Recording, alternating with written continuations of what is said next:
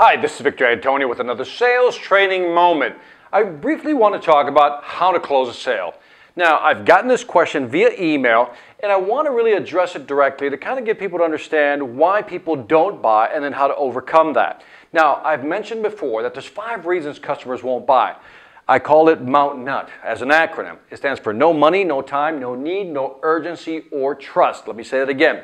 No money, no need, no urgency, no trust.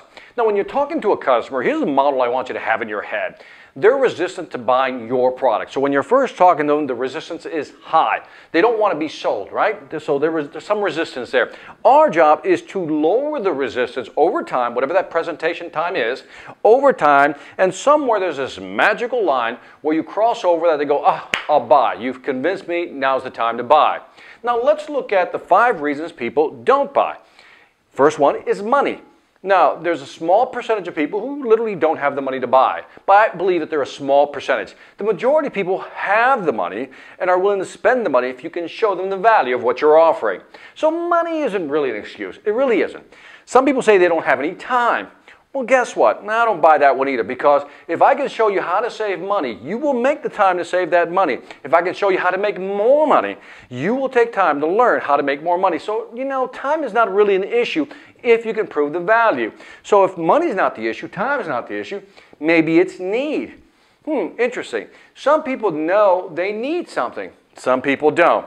There's something called a trigger event. I've mentioned this in my other video. A trigger event, something happens that you realize you need to do something. So maybe the customer has a need, that's one person, but then there's people who don't know they need something. So our job is to make them aware that they need it. So we first have to ask ourselves, does the client know that they need this product? Some clients will say no, some will say yes. If they say yes, great. If they say no, then our job first is to demonstrate why they need the product. Now, here's the kicker. Just because they need it doesn't mean they'll buy it. So what we have to do is move to the next phase, which now that we know that they need it, now that they know that they need it, is it urgent? We've all been in this situation. I need that, but do I really need to get it now? In other words, is it really that urgent? So then our job now, if it's not about the money, it's not about the time, they know they need it, then our job is to really create a sense of urgency, why they should do it when? Now. So what we have to do is show them. And again, depending on your product or service, you have to show them why they need to take action now. In other words, if they don't take action now, they're going to lose money. If they don't take action now, they're not going to make as much money.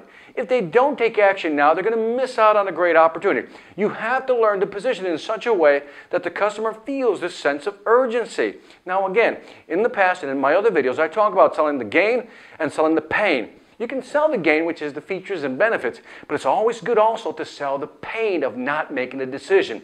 Okay, so again, we need to create that sense of urgency. Last but not least, you've got them to acknowledge that they need it. You moved them over to a sense of urgency. The last part is, now that I know I need it, it's urgent, I have to take action. The last part is trust. Do I trust you and the product or service you're offering to solve my problem? That can really help me. Can it really help me? So the last part is all about trust. So keep this in mind. I want this to be your little macro sales model. When you're talking to a customer, ask yourself, is it money, time, need, urgency, or trust? So if they don't buy, I want you to kind of start analyzing why they're not buying. Is it really about the money? Is it really about the time? Maybe I didn't create the need first. Or maybe even if I did create the need, maybe my story isn't compelling enough to create that sense of urgency. Or maybe you did create the need. Maybe you showed them and it was urgent.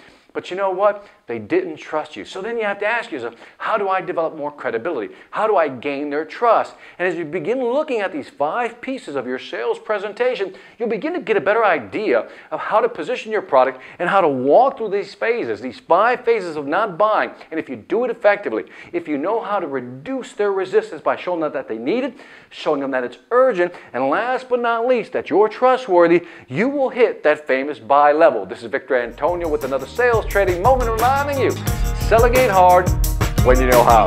Take care.